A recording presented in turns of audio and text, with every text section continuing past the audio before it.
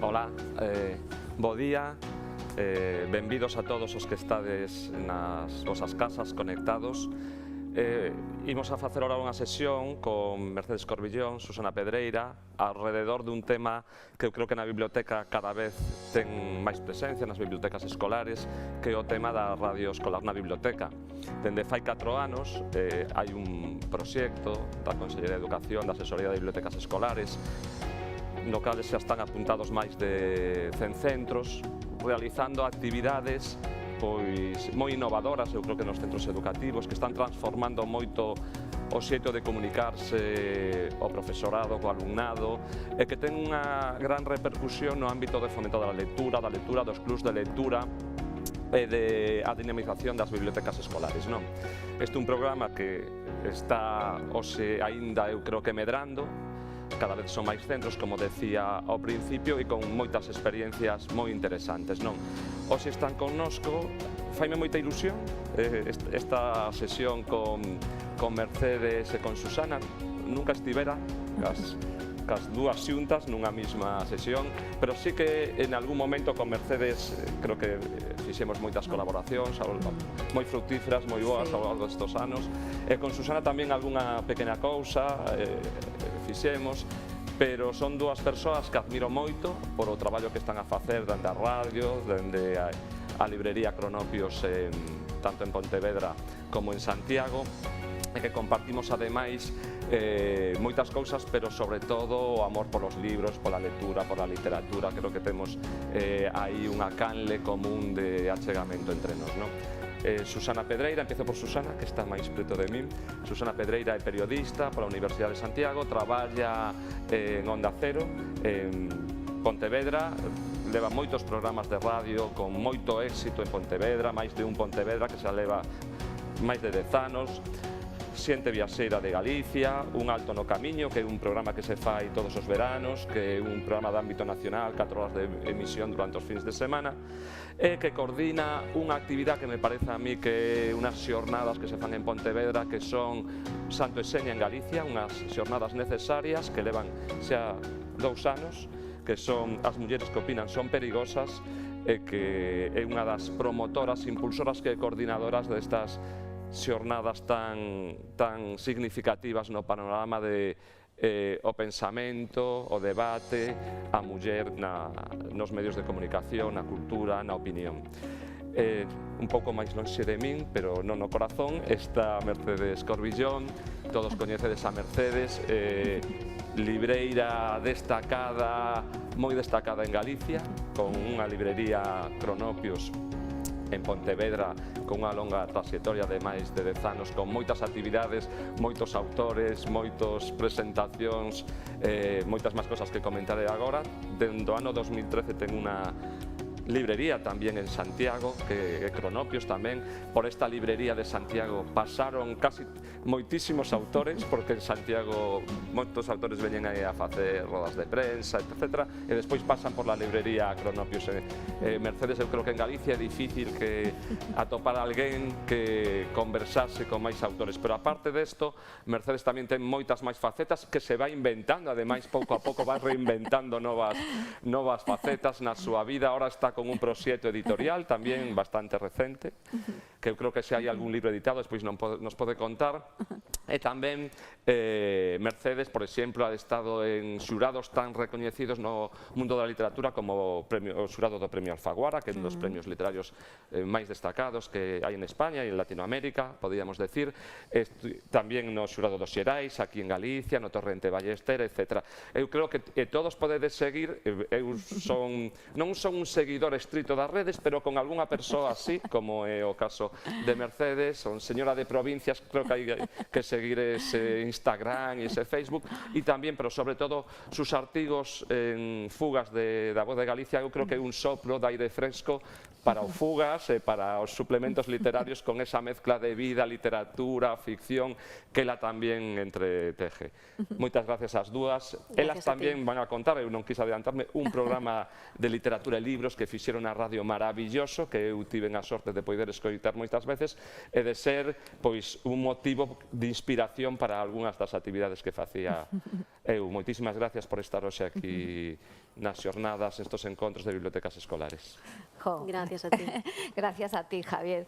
A verdade é que, bueno, gracias por invitarnos aquí a falar de algo que nos fai felices, non? A Susana e a min. Estiven pensando, pues, esta mañán, porque así son, bueno, Susana é a que traballa, é ordenada, é a inteligente. Sempre ten que haber unha escrita no grupo. E eu son a caótica, pero esta mañana pensando que podíamos contar, que podíamos falar, acordeime daquel inicio de Niveles de vida de Julian Barnes, que é unha novela que me fascina, das miñas favoritas. E que di algo así como que xuntas dúas cousas que non se xuntaran antes e o mundo cambia, non? E eu pensei nese momento en a miña relación con Susana, que evidentemente ela ten universos dentro dela, non precisa de min para nada, pero foi súa a idea aí xa, pues non sei cantos anos, pero... Dubidamos se 8 ou 9. Chegámonos a unha década. Sí, eu penso que en maio hai 9 anos, eso sí que recordo, era a primavera, e ela plantexoume, imaginade unha periodista novísima, pero moi profesional e moi vocacional, non? Xa tiñas clarísimo que querías traballar na radio. Plantexoume esa posibilidade de xuntar esas dúas cousas, que era a radio e a librería, e empezar a facer actividades en torno ao libro. Sempre hai unha idea comercial que non tedes nas bibliotecas, nas librerías sí, o que pasa que Cronopios era un lugar onde pretendemos que haxa vida, co cual ese ofrecemento de Susana de meter a radio na librería parece unha idea fantástica, e creo que realmente esa idea que podemos traer aquí e comentar, porque vale para as bibliotecas, vale para calquera actividade cultural, o de abrirse o de mezclar mundos que explosionan e chegan moito máis grande. E literalmente é o que facemos, iso que di Merce de meter a radio na librería. Así a priori, grazas por escoller o itinerario B do que formamos parte de Xeografías Literarias, e así a priori podedes pensar, bueno, que teñen en común as bibliotecas escolares, unha librería e unha radio local? Que é o caso meu, eu fago programas de outro ámbito, pero traballo nunha emisora local, non? Pois, en primeiro lugar, o que temos en común é a proximidade e o concepto local, non? A librería é un lugar de barrio, de vila, de cidade, a biblioteca é a biblioteca do cole, da escola, do instituto, e a emisora de radio, neste caso local, pois é tamén a emisora da cidade. Eso xa é un punto de partida que eu coido que é importante, porque nos achegamos a un público que coñecemos todos, non? Ao noso público. E despois, que máis temos en común? Pois que cada un nos poderíamos dedicar simplemente a función básica, a librería a vender libros, a biblioteca a consulta ou a préstamo, eu no meu caso a informar do que pasa cada día na cidade, pero para que facer só iso se podemos ser dinamizadores culturais?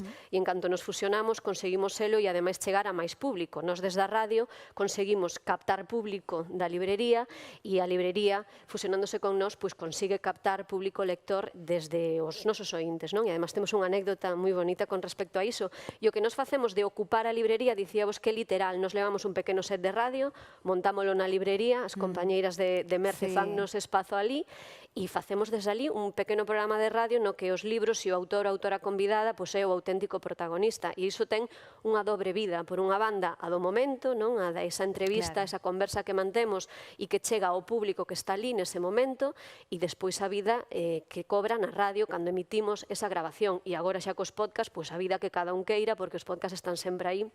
Eu agora teño unha frase que na radio nada se perde, todo está nos podcast, así que dese libro do que falamos co seu autor que ven á librería, pois están escoitando falar os que van á librería, os que escoitaron despois o noso programa en Onda Cero e os que chegan ao podcast porque o movemos a través da radio, non? Así que esa fusión é o que conseguiu a explosión que decía Merce.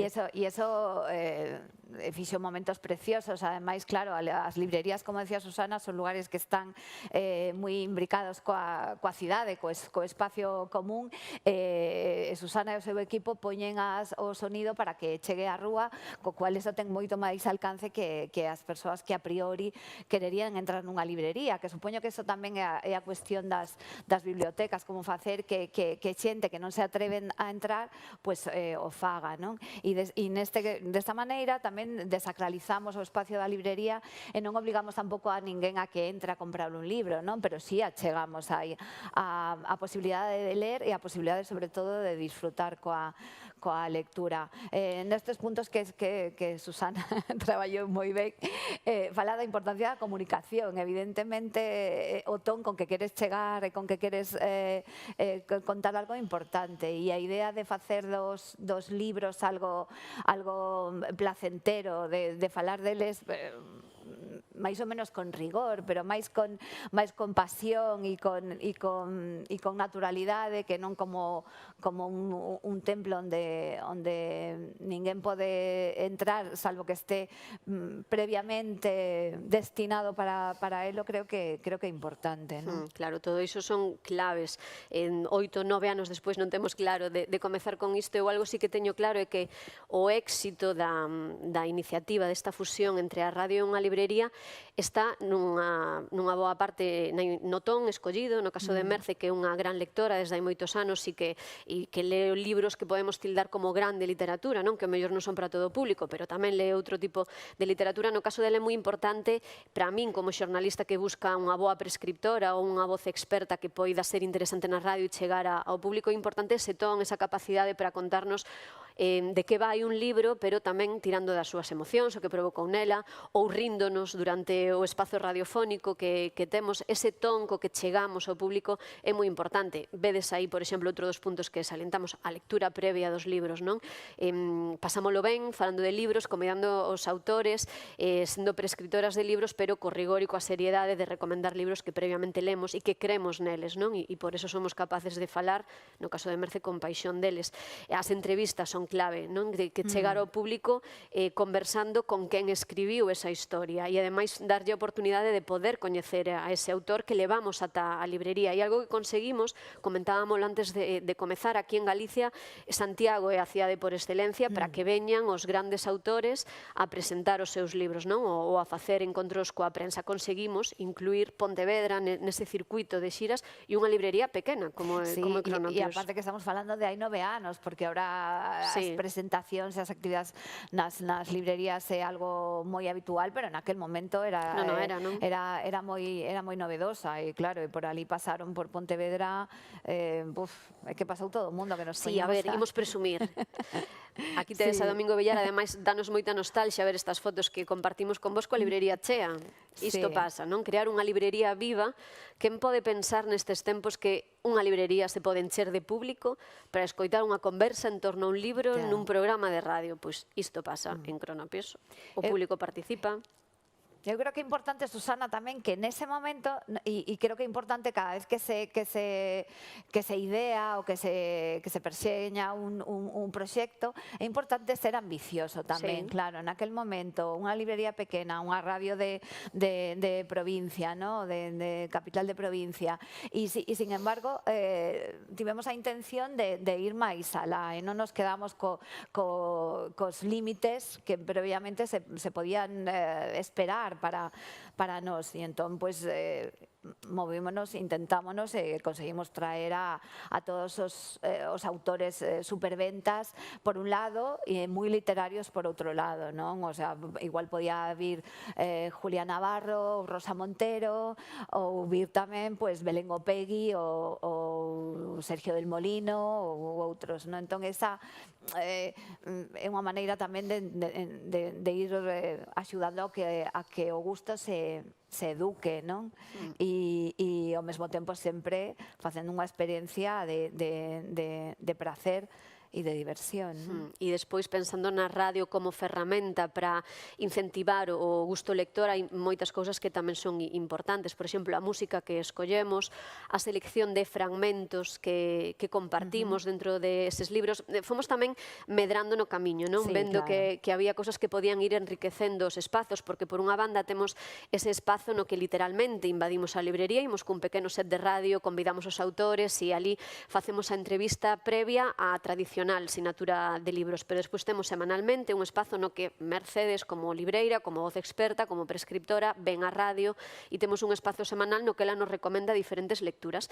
Un espazo que fomos enriquecendo pois con música, que o mellor viña moi o caso da temática do libro, por exemplo, e despois coa lectura dun fragmento dun dos libros que Merce pois, tiña lido en soidade previamente e que despois compartía con nós. E ese momento, esa atmósfera que creas, tamén consigue chegar ao público. E tamén queríamos incluir aí a perspectiva de xénero, que inclúe un pouco a marchas forzadas, porque para nós é algo como moi inconsciente, non? Sí, sí, sí. Claro, neste punto, supoño que casi é o único nos que, claro, que debemos ter unha perspectiva política, non? Porque ter perspectiva de xénero é ter unha idea política, sí, non? O sea, e eu como libreira que tes que chegar a todo tipo de xente, non quero entrar neso, pero dende logo sí, a perspectiva de xénero é imprescindible e dunha maneira natural lemos a moitísimas autoras e natural, pero tamén con intención de revertir unha situación donde as nosas lecturas casi sempre veñen marcadas pola idea do mundo que tiveron os homes que escribiron e que ocuparon os espacios intelectuais. O sea, que eso sí, prácticamente a única idea política que podemos ter, non?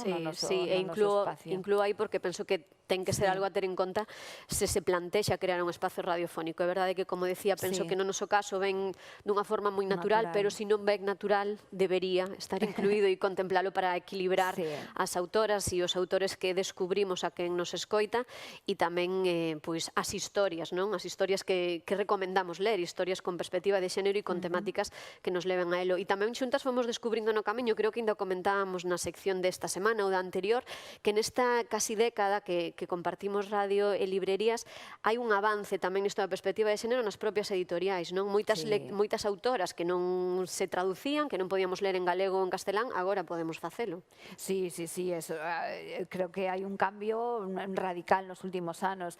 E aparte que o que chama a atención deso é que estamos lendo cousas que se escribiron igual hai 20 ou hai 30 anos, como Vivian Gornick ou como ahora Annie Ernaux, que está moi de moda e a mí me fascina, e que xa leon escribindo moito tempo, pero que en España non líamos e que ahora a min como lectora, despois de ler tanto home, con moita satisfacción, porque os meus autores favoritos, moitos son homes e conectan perfectamente co meu subconsciente, pero que despois estamos vendo tamén unha maneira de ver o mundo dende outra perspectiva, pero que non son que é literatura de xénero, pero a literatura non ten xénero, eu creo firmemente neso. O que hai que correxir é a diferencia, a discriminación de xénero da sociedade. Entón, non se consideraban esos escritos, unha Natalia Ginsburg, outras autoras que falaban moito do doméstico non eran tidas en conta e agora son consideradas literatura con mayúsculas, non? Ese defecto si podemos correxilo, ler cousas excepcionais, pero volvendo a un paso atrás, a eso que decías de abrir portas, non? Porque se trata de abrir portas e chegar a novos usuarios de bibliotecas ou chegar a novos lectores, porque todos estamos nesta batalla. E eu con Susana, con esta alianza de periodista e libreira, creo que das cousas máis bonitas que me pasaron nestes anos preciosos de Cronopios, onde vivín cousas increíbles que nunca, como lectora que son de sempre, nunca imaginara vivir, pois unha vez que veu a Cronopios un señor que díxonos que era pintor de brocha gorda, pero que nos escoitaba falar os martes, dende hai moitísimos anos, os martes Susana e eu falamos de libros, con música, con a lectura dun texto, con eso, un pouco tempo, aí antes de comer, non? Mentras a xente chega a casa ao traballo, están facendo a comida, e que escoitarnos falar de libros lle fixo ver que con esa naturalidade, con risas, con desenfado, que él podía entrar nunha librería, porque según para quen, ao mellor as librerías ou as bibliotecas son espacios que non lle corresponden, e que veu que sí, e eso me parece precioso, non? Sí, e resume perfectamente o que nós queríamos conseguir, non? Claro. E despois, esa persoa, ademais é que non vivía nin na cidade na que estaba a librería, e se desprazou para ir, para contar isto, e para entrar, que ten moito de metáfora e de simbólico, non? Para entrar nunha librería, que era un espazo que el cría, bueno, que non era para él, ou que nunca lle interesara, non? E que grazas a iso, si despois ese señor tamén me veu a min buscar a un programa exterior que eu fixen con motivo do cultural en Pontevedra para contarme o mismo, para dicirme que grazas por chegar desa maneira aos libros, porque que ao final o que facemos, os libros son a excusa maravillosa, non? Para falar de moitas outras cousas. Isto que estábamos facendo agora, da perspectiva de xénero, ou de mulleres que descubrimos grazas á lectura e grazas a que agora as editoriais apostan máis por corrixir esa débeda con publicar máis nas nosas linguas a mulleres que levan moitos anos escribindo historias que son igual de universais que as dos homes, non? Pois estas reflexións son as que facemos tamén en espazos radiofónicos cos libros como protagonistas. Ao final falamos da vida, falamos de ciencia, falamos de feminismo, falamos de historia, non? Esas portas que abren os libros, ao final son conversas sobre mil e unha cousas que tamén se poden dar nas librerías. Nos creemos que isto é un exemplo de éxito, e cando decimos exemplo de éxito, decimos para cada unha de nós porque o disfrutamos, porque conseguimos que os autores e que as autoras pensen xa en Cronopios e nesta alianza que temos como un lugar ao que queren ir, presentar os seus libros e achegarse aos seus lectores. Para nos iso é éxito, pero tamén o é porque, por exemplo, falando vos dos podcasts que xeneramos con estas conversas, son sempre os máis escoitados na nosa web, non? Iso é un exemplo de éxito, e penso que esta foto que estades vendo é tamén un exemplo de éxito, e con iso o que quero decir é que a través de alianzas deste tipo nas bibliotecas tamén podedes traballar aínda máis todas esas cousas que facedes para dinamizar a lectura. A radio está disposta a ocupar a biblioteca se fai falta, se queredes e nos convidades. As bibliotecas poden ser tamén espazos, non? Como é unha librería para o encontro, non agora, en tempos de pandemia, pero poden ser espazos para o encontro, para ofrecer actividades extraescolares. A radio, eu estou aquí para defender a radio como unha boa ferramenta para iso, e teño algún exemplo. Por exemplo, además é moi sinxelo, o que vos quería contar con isto: a radio sae do estudio, a biblioteca ábrese ao público, son necesarios moi poucos recursos técnicos e é unha boa actividade extraescolar. E isto que vos ensino non ten que ver cos libros, pero ten que ver con outra idea para dinamizar as bibliotecas escolares. Neste caso, é a biblioteca do Instituto Torrente Ballester, que é un instituto pontevedrés. Como vedes, aí estou eu, vedes micro de Onda Cero, vedes unha traseira que nos identifica, e os que me acompañan son, por unha banda, alumnos e alumnas dese centro escolar como público, e o que están escoitando é unha conversa cun grupo de música, neste caso co grupo de Vacas. É outra iniciativa que tivemos en Pontevedra na miña emisora a raíz do éxito da iniciativa con Cronopios. Dixemos, igual que podemos ocupar a librería para falar de libros, podemos buscar espazos nos que nos acheguemos a un público novo e levarlles música. Entón, o que facemos son uns encontros que eu bauticei como Cántamo en galego, e tamén conversamos con artistas galegos e galegas, e ao final ofrecennos un acústico. Esta é outra non esta é a mesma, é Torrente Ballester tamén, para que vexades o público que había, escoitando a de Vacas. Este é o Luís Seoane, esta é a súa biblioteca tamén, e aí estamos, se non recordo mal, con Guadi Galego, vedes todo o público, tamén con Eladio e los seres queridos. Bueno, esta é Guadi, levamos a diferentes artistas, e eu estaría encantada de facer o mesmo con escritores. Quero dicir que as bibliotecas sodes espazos estupendos nos que poder estar tamén entre micros e libros. Para min É toda unha experiencia poder poñer cara mentres fago radio a xente e Merce que está aquí como libreira pode decir o que aporta, non? Que invadamos a súa librería tamén. Sí, sí, eso é maravilloso, pero eu tamén como libreira estiven tamén unha vez nun clube de lectura dunha biblioteca dun instituto de Pontevedra, porque claro, cando fas cousas que funcionan, que se expanden, pois todo se expande bastante máis. Entón con Susana tamén facemos o máis do que facemos todo o ano nos martes no programa local, no verán, que ela fai un programa a nivel nacional os fines de semana, pois tamén que o mérito que ten que é capaz de meter media hora falando de libros en horario de máxima audiencia nun programa nacional e non facendo con unha entrevista de un autor, porque os autores, os escritores sempre teñen evidentemente máis interés, pero facelo dende a perspectiva lectora, que somos as dúas, de libreira e periodista, e ser capaz de ocupar media hora con certo éxito, ou polo menos que se mantén certo interés para que cada verán se repita, pois ten, bueno, non sei, di moito, porque ao final é unha maneira de chegar a un público xeral falando de libros e non ser capaz de que non desconecten en 5 minutos. Tamén creo que é importante bueno, no, que me liei, por eso sabía a onde quería ir. Pois a oílo desto, o que facemos para buscar unha idea que nos faga pivotar ao redor dela, e en este caso buscamos mezclar os viaxes, os espacios, as cidades con literatura. Entonces escollemos unha cidade, libros de autores que sexan desa cidade ou que sexan de outro lado pero que estén ambientados aí, lemos párrafos que teñen que ver cos lugares que saen nesas novelas, e creo que nos queda algo, a veces nos quedan programas super chulos. E a raíz de eso, eu tamén estive en unha biblioteca con un club de lectura facendo eso mismo. Creo que aquel día falábamos de París, entón eu aproveitei a miña experiencia de falar con Susana dese tema para compartirlo tamén. Eu penso que esa idea de xuntar cousas que en principio parecen que diverxen ou que van en paralelo, unilas, pois fai que todo se expanda moito máis. Lecturas en la maleta, se chama esa sección.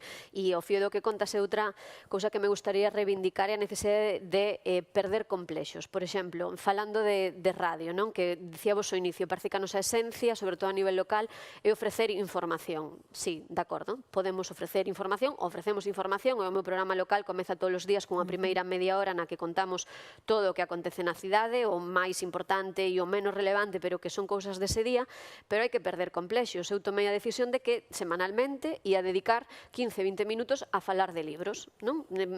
Podería ser un complexo dicir, como imos falar de literatura todas as semanas nunha radio local? Por que non? Facémolo e funcionou. Cronopios perdeu complexos de como imos apartar aquí e perder o mellor, porque isto é importante. No caso da librería, ocupas a librería físicamente durante máis dunha hora, dependendo do éxito de convocatoria co autor ou coa autora, e do que se prolongue a asignatura de libros posterior ou o coloquio posterior, que iso tamén é moi interesante, está perdendo, en certo modo, esas horas de venda, non? Sí. Non é unha cuestión económica, claro, non é unha cuestión económica, é unha cuestión de apostar por un tipo de público que ti queres seguir educando e por un tipo de actividade cultural que ti queres facer, non? Pois tamén perdeu ese complexo de estas 2 horas son ben investidas para estas cuestións. E no caso das bibliotecas, eu imagino que non existe ningún complexo, pero no ámbito da cidade de Pontevedra, ensinábamos antes imaxes, por exemplo, do Torrente Ballester ou do Luis Seoane, porque son as que máis imos, porque sempre hai que atopar lugares onde a xente este disposta a facer algo que se saia do seu, non? A min, obviamente, me dá moito máis traballo plantexar todas as semanas unha sección na que falo de libros e con carácter mensual, antes da pandemia, recibir autores, que nos temos que ler o libro, que temos que facer a convocatoria, que temos que, bueno, traballalo para que se saia ben, non? Danos máis traballo, pero hai xente, sabede sempre, e no caso das bibliotecas estou seguro que é así, que quere apostar por algo máis. Pois sí, marida moi ben unha biblioteca coa radio e, por suposto, tamén coa librería. E máis, eu agora, sobre a marcha, según vou falando, vexo unha alianza posible entre librerías, bibliotecas e radio, non? Podemos seguir explosionando. Home, si, dende a escola tamén se traballa moito para pôr en valor as librerías, eso sempre hai que agradecelo, e dende logo desde as librerías, as bibliotecas teñen que estar presentes, e de feito o están, porque estamos na mesma historia que querer vivir ao redor dos libros, non?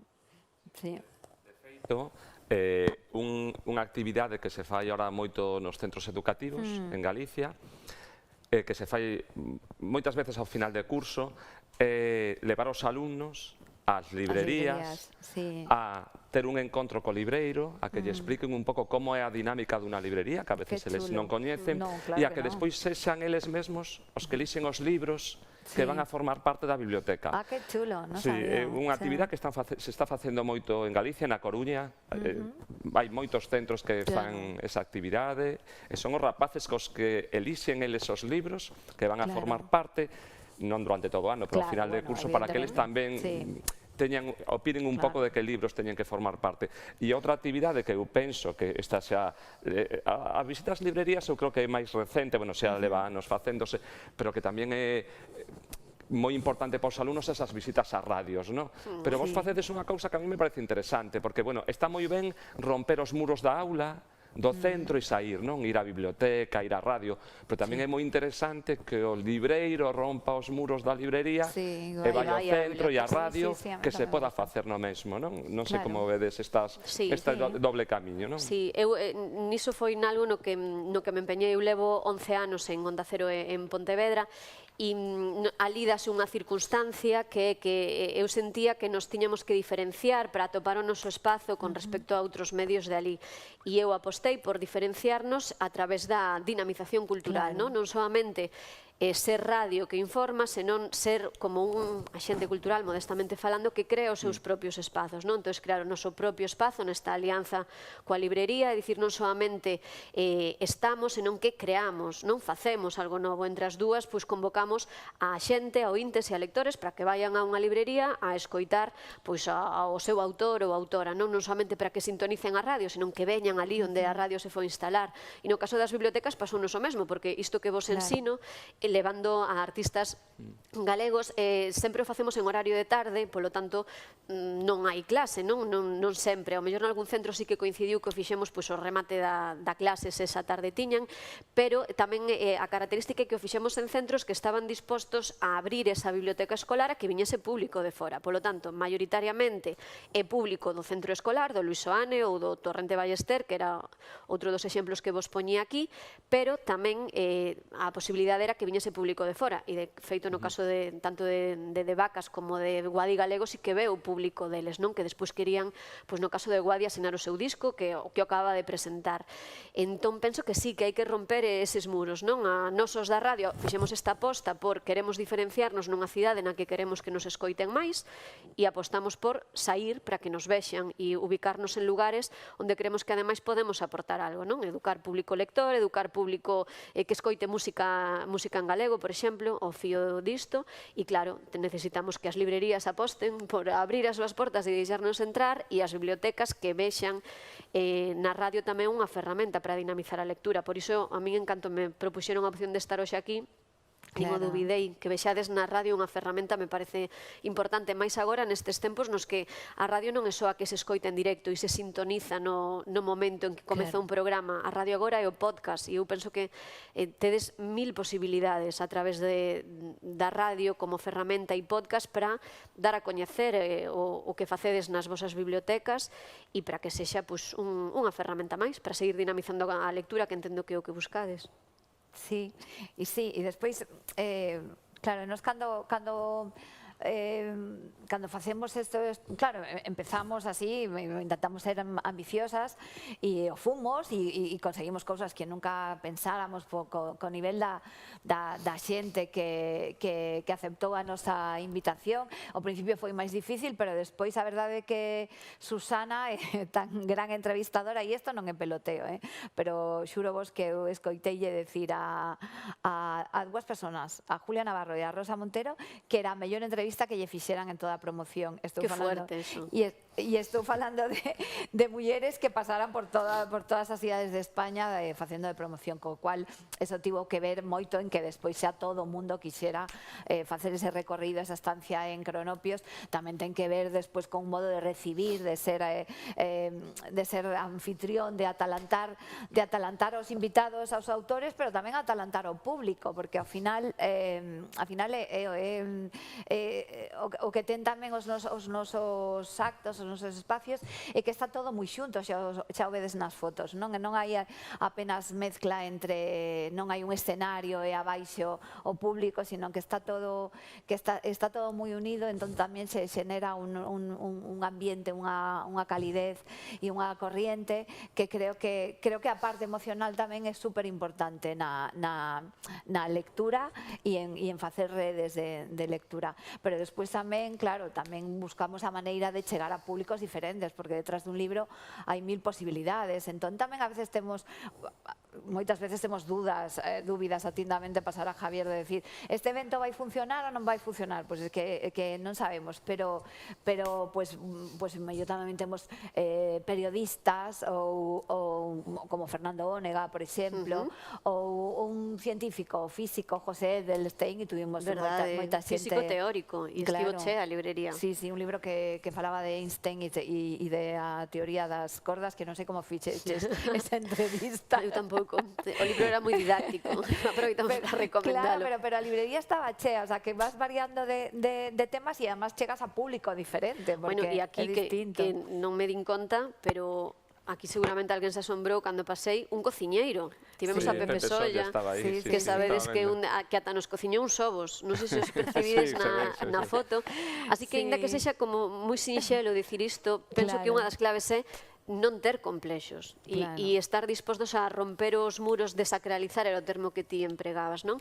E que todo é posible entre os muros dunha librería e entre os muros dunha biblioteca, por suposto. Cantas historias diferentes e cantas persoas diferentes están en todos eses libros, pois é posible que veña un cociñeiro a presentar un libro no que repasa 50 anos de historia, é posible que veña un actor, Merce, que te olvidabas de Resines, Antonio Resines, tamén encheu a librería, un músico, Iván Ferreiro. Iván Ferreiro, sí, foi das persoas máis intelixentes que vimos pasar por Cronopios, Iván Ferreiro, o sea que sí.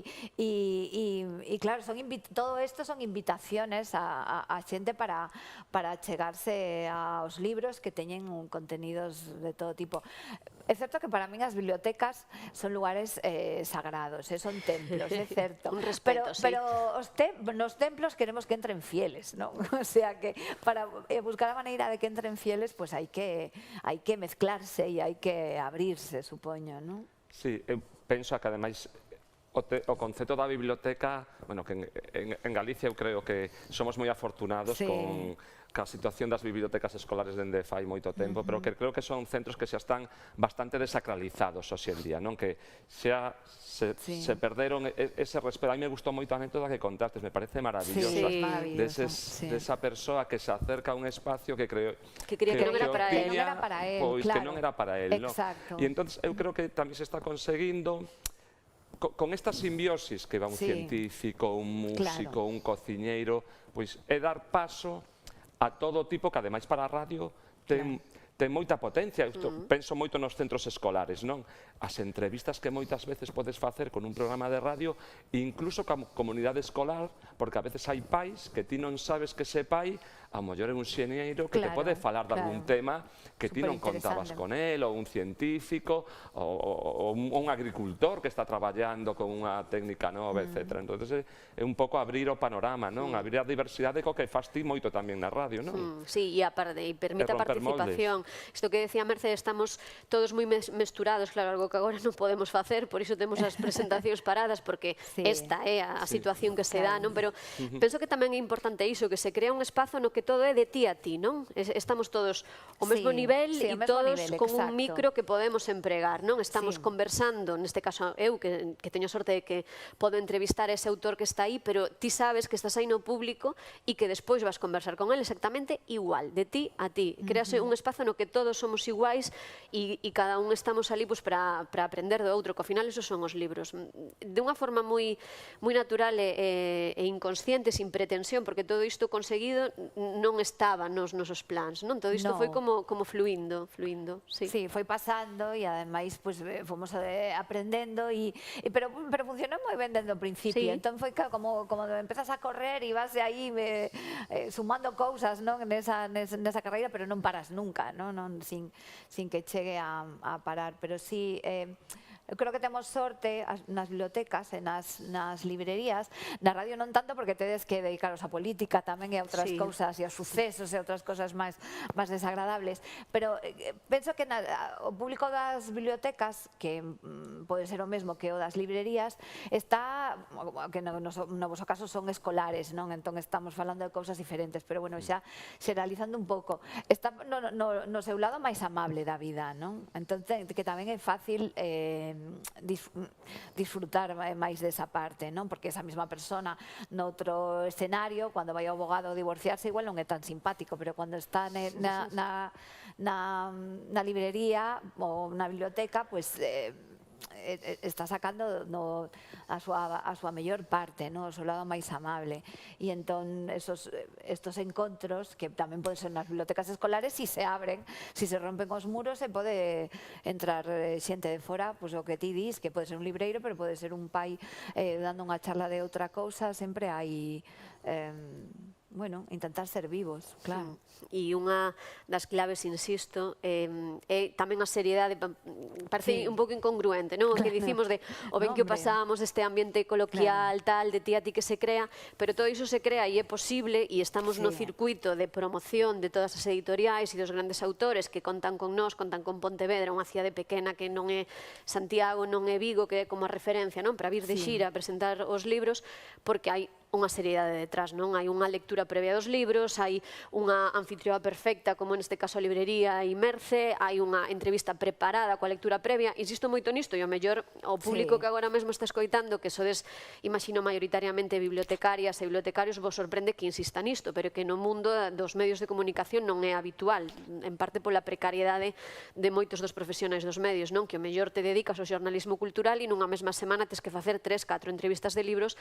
Hai moita xente que non ten tempo para esa lectura e esa preparación seria dunha entrevista. No meu caso, son privilexiada pensando niso, non? Que eu sei que dentro de un mes temos a Rosa Montero e teño un mes para lermo o seu libro, para preparalo, e eso o autor agradece. Por lo tanto, hai un traballo previo serio e además hai un respecto cara a persoa que ven e cara eso que vas facer, non? Eso é o máis importante, é ese autor e ese libro nese momento, non hai nada máis. Entón, todo iso despois tradúcese en que a xente que ven quere repetir, quere volver. Esa seriedade é imprescindible, que logo é divertidísimo e o pasamos moi ben, pero que claro, non se trata de chegar ali e por unhas sillas e xa está, claro, o traballo é moito máis que eso, claro, hai que preparalo, hai que publicitalo, hai que intentar que a xente sepa dese evento, e tamén, igual que todos os periodistas non poden porque non lles dá tempo a ler as obras dos autores cos que conversan na prensa,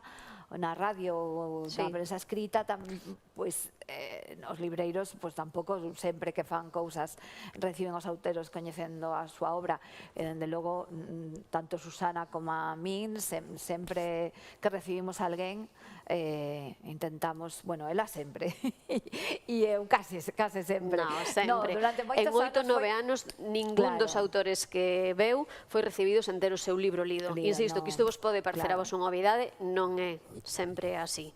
E non é o mesmo recibir a alguén sin coñecer o seu libro, sin coñecer a súa obra, que tendo ese traballo previo como mostra de respecto ao que estás facendo. Non é solamente o que decía Merce de convocatoria previa, publicitalo. Aquí tedes un exemplo. Na librería editan un cartel deste tipo, que vos poño aquí de Domingo Villar, que foi unha das máis multitudinarias que tivemos nos últimos tempos pre-pandemia, ese cartel que les moven nas redes sociais, tamén nesta casi década que levamos xuntos, as redes sociais foron gañando moita máis presenza. O inicio igual non era tan importante como agora publicitalo en redes e na súa propia librería, e nos compromos na radio, nos nosos programas diarios, unha semana antes de que chegue tamén se publicita.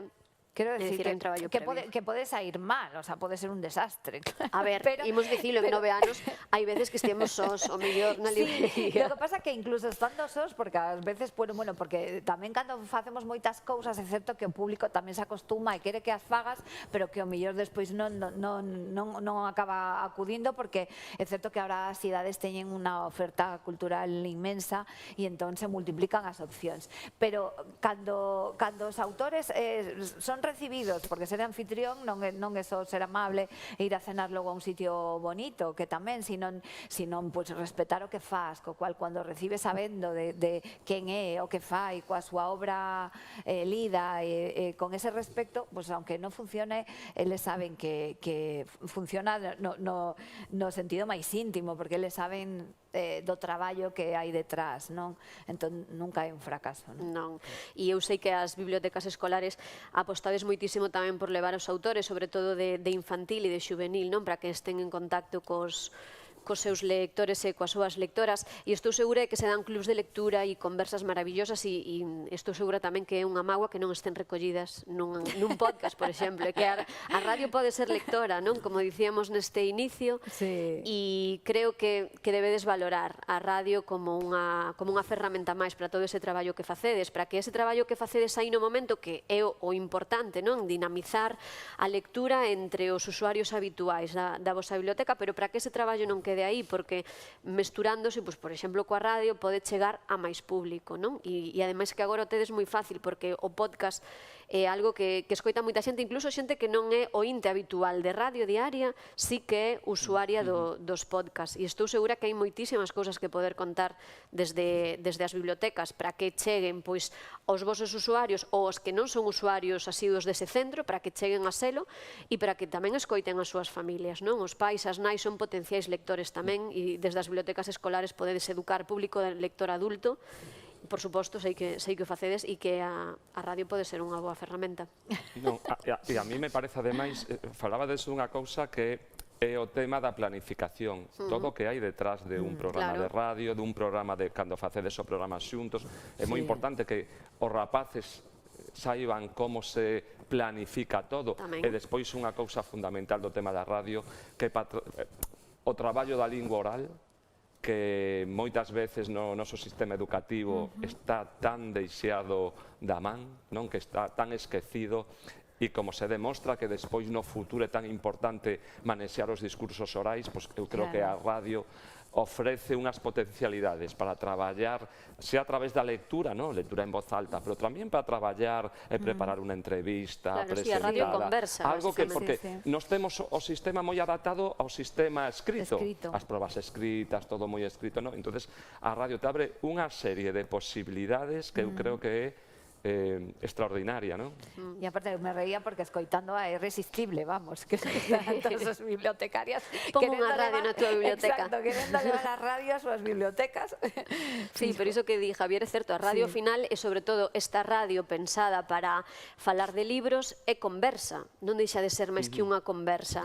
E tamén temos que ensinar a conversar, e ademais a radio permite involucrar moito a outra xente, neste caso penso na máis cativada, ou nos máis mozos que sexan os usuarios das bibliotecas escolares, como nos facemos aquí na librería, abrindo os micros ao público que vai, que como vedes é un público máis adulto, é unha ferramenta perfecta para que falen tamén os máis novos. Sí, fíjate que eu sempre, como lectora, antes de estar en Cronopio, sempre vivín a lectura como unha actividade completamente individual, pero todo o que facemos é precisamente moito máis gregario, moito máis de compartir e de vivir a que lectura supón en en comunidade. E me parece moi chulo, Sí, de logo. hai unha primeira parte do traballo que é individual, non? Esa lectura previa que cada un do libro que vai ser protagonista, que cada unha fai consigo mesma, pero despois a parte bonita esta de compartila, sobre todo, Claro. eu o que máis disfruto é cando imos falar dun libro a marxe destas presentacións, que no Sí, espazo radiofónico na que radio. temos, cando imos falar dun libro que ambas limos, non? Sí. Que aí é cando se abre o debate, isto podese trasladar tamén a unha biblioteca, non? É o Claro. formato do club de lectura, poñer en común o que cada un pensa, o que cada un sentiu dunha lectura que previamente se fixo en individual. Sí. A radio tamén sirve para isto, Claro, e para de socializar. eso facer un podcast, mira, que chulo. Que claro, ideaza. entre lectores escolares. Sí, sí, Sí, sí. porque ademais eu teño a impresión que ti, o sea, terás moitos máis datos de que cada vez están collendo máis potencia os podcasts e eu te preguntarei a ti, Mercedes, eu creo que tamén os audiolibros están recuperando un espacio que nunca tiveron, un espacio pequeno, porque Sí. aquí non tivemos, no mundo anglosajón sí que teñen moita máis importancia, toda esa literatura a través de audiolibros, etcétera, pero creo que están recuperando los libros ese espacio y que cada vez los podcasts están teniendo máis importancia, se escoita máis, as plataformas de podcast están Sí. ahora outra vez moi vivas. Sí, por iso vos dicía que agora a radio non é só a radio inmediata que sintonizas na hora na que comeza un programa, agora xa todos os programas de radio e tamén o programa diseccionado por seccións a posteriori o podes recuperar en formato podcast. Nos en Onda Cero apostamos moito por iso, sobre todo nos dos últimos anos, primeiro a nivel nacional, cos grandes programas de cadea, para que ti poidas escoitar cando queiras a Carlos Alsina ou a Julio Otero, pero xa tamén debido a ese auxe dos podcasts, desde hai 2 anos apostamos moito a nivel local. Os programas que eu fago a nivel local podes recuperalos en formato podcast a calquera hora e tamén moitas das seccións por separado, pero que ademais o auxe do podcast na actualidade é tal que non solamente é que a radio que se emite en directo queda no podcast, hai proxectos que nacen soamente para podcast. Recoméndovos un que acaba de nacer e que o levan mulleres xornalistas, que se chama De eso no se habla. Pois iso non está en ningún outro sitio, non é unha emisión de radio, non, simplemente é un proxecto xa formato Naceu podcast. desta maneira. Sí, e en media hora dunha historia, dunha reportaxe no que a voz é a única protagonista e iso é perfectamente trasladable a unha biblioteca, ao seu propio podcast, non? No que participe a comunidade escolar, por exemplo, no que teña voz pois un autor que podades escoller cada mes, perfectamente viable crear un podcast, un bibliopodcast, por exemplo. Pero bueno, vamos a promocionar o noso dos veráns, que busquen Claro, por aí. lecturas en la maleta, busquen os podcasts Venecia, Roma, que cidade, a ver, que máis cidades, Nova York, Nápoles, E este ano fixemos algo moi interesante porque como este verán o programa xa o estábamos emitindo en plena pandemia, decidimos facer unha aposta simbólica polo turismo de proximidade, entón fixemos Polas lecturas en la comunidades. maleta por destinos nacionais. Nacionales, Fixemos sí. Madrid, Barcelona, ¿no? Sí, pero eu prefiro Galicia. soñar que viaxamos por aí fora. Vale, si a ti gustaronche máis como quedaron os de Nova York, París, Sí, me Venecia. parece que sí, A Italia Suiza, fomos a todas as cidades Italia, posibles. Por todas partes, sí.